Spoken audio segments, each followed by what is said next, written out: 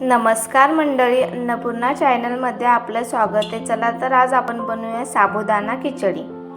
साबुदाणा खिचडी बनवण्यासाठी कोणकोणते साहित्य लागते बघूया।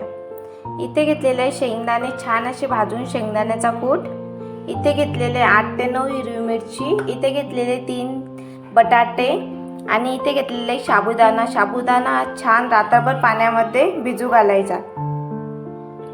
हे बघा, आपण कढई घेतलेले, त्याच्यामध्ये घातलेले तेल।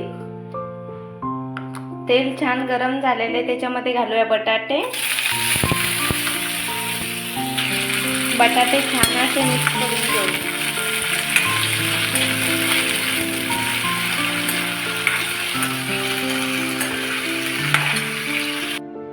हे बघा, बटाटे आपले छान गोल्डन ब्राउन झालेले आहे।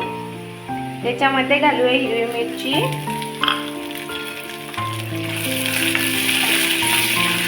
मिरची छान अशी परतून घेऊया।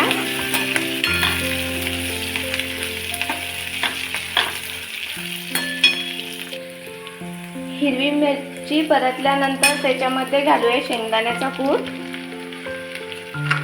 आणि मिक्स करून घेऊया। 1-2 मिनिटं असंच परतून घेऊया।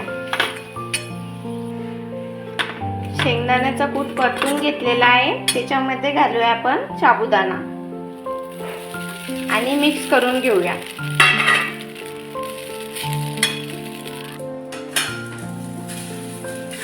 चला तर आपण छान असा मिक्स करून घेऊया।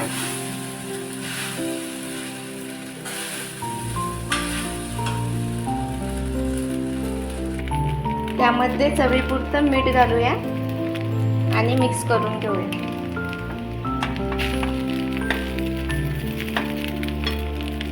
हे बघा, साबुदाणा आपला तयार झालेला आहे। चला तर तुम्ही सुद्धा या गरमागरम साबुदाणा खिचडी खायला। बाय।